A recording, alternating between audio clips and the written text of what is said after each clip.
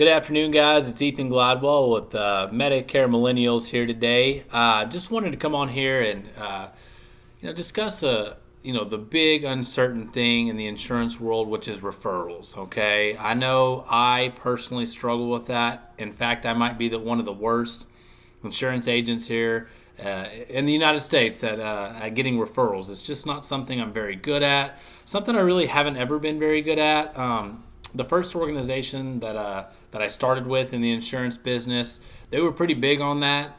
In fact, they would hold competitions and contests and things like that for us agents, and to try to get us, incentivize us to get more referrals. And I would just straight up, I would lose every single time. In fact, I probably wouldn't even participate half the time. And and I know a lot of people struggle with this, because I've seen it, I've heard it. I've been asked several times, how do you get the referrals that I do get? I've just been asked a lot of these questions before in the past, and my answer is not all that great. But what I will say is I think I have found a pretty easy way that a lot of people probably already use, but I found a pretty easy way that I've used two times this week. I've used it on two different folks, and it's worked both times, okay?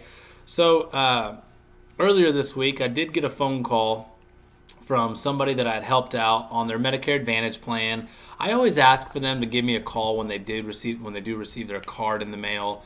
I just like to know that they did get it, that they're going to start using it, et cetera, et cetera.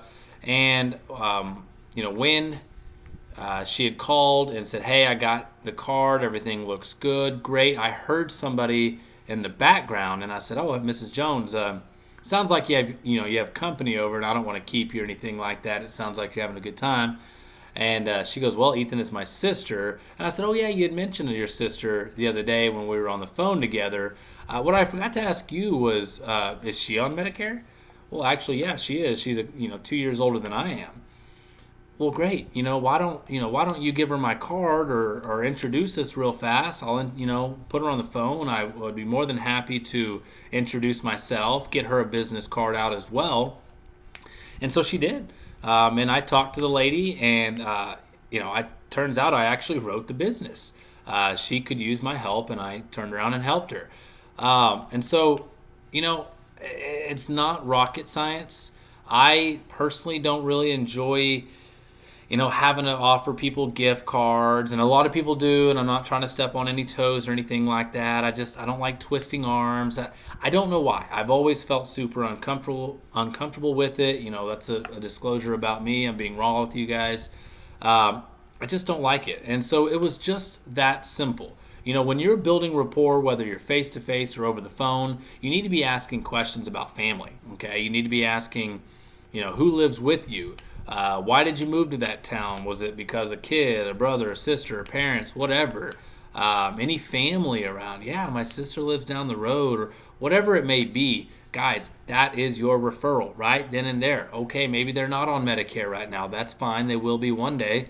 Maybe they have insurance through work, life insurance, whatever it may be. One day they're going to retire. Okay, why don't you be the first one to get in front of that person, introduce yourself, and then when they need you, you'll be there, okay? So that was the first thing that happened. The second thing that happened was I actually made my 1-month phone call, and I've talked about that before. What that is when I help somebody out with Medicare, life insurance, whatever it may be, I call them exactly 1 month, whether, or not exactly 1 month, but a couple of days after it goes into effect, or a couple of days after that initial premium.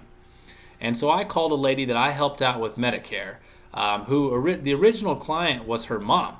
And I had been helping her out for several years, and I just always assumed the daughter that lived there was taken care of. Well, shame on me, because when I had talked to her about a month ago, she had been on disability for about 10 years now, and she just was on Part A and Part B and thought it was normal that she owed the 20%. She's under 65. A Medicare supplement might be several hundreds of dollars, which is not feasible for somebody on disability most of the time. And she just thought it was normal that when she went to the doctor, it was $100 or $200. And so anyway, long story short, it ended up helping her out, getting her into an excellent plan that cost her no money.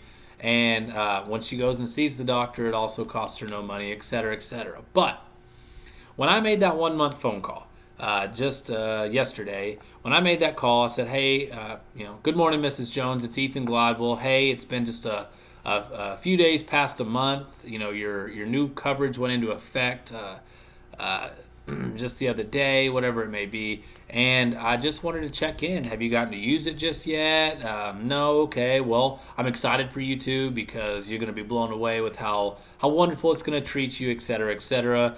And I'm glad I got you taken care of. Me and your mom, we've been, good friends for several years now. I'm glad I finally got you taken care of. Shame on me for it taking so long, but whatever. And before I let you go, Mrs. Jones, I don't know if you and your mom know, but I do handle several other things, which can include cancer, dental, vision plans, as well as any life insurance. So if y'all, if you know anybody, or maybe you guys need it personally, or maybe you want a policy review if you've already gotten it, I would love to handle that for you and take care of that. They already trust me. I've already taken care of one of their biggest needs, which is their health insurance. Why not?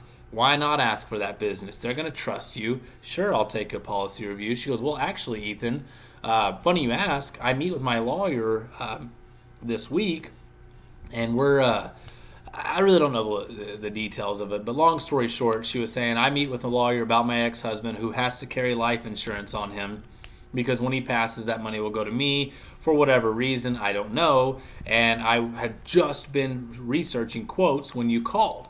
Can you help me?" Absolutely.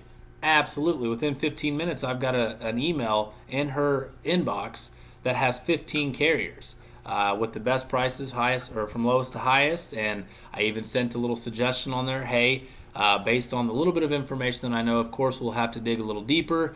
But here, I would suggest this company, and this company, and here's why. Well, she goes to the lawyer today, and they're going to be discussing things, and she says as soon as they find what fits in their budget for her to pay for, they'll be pulling the trigger on that. So turns out it was a pretty hefty premium. It was over $200 a month that somebody else was going to get if I didn't make that phone call, if I didn't ask. So, guys, what I'm trying to paint the picture today being is that you don't have to be a referral generating king or queen. You don't have to do that. You don't have to be the very best at it. It's just as simple as saying, "Hey, you mentioned earlier when I talked to you or when I was helping you out that your sister lived down the road or your ex-husband was down the road," or whatever it may be. Just because they're exes doesn't mean they hate each other. All right, guys? So don't always like count that out. Go ahead and ask about it. Why not? You don't have to be the very best. It's just as simple as checking in on your clients, double checking that everything's working out. Like I always say, play offense, not defense. So if there's a problem, I want to be the one to know, get in front of it, okay? And while you're there, let's say something is bad, take care of it, okay? They're going to trust you, and that retention rate's going to skyrocket after that.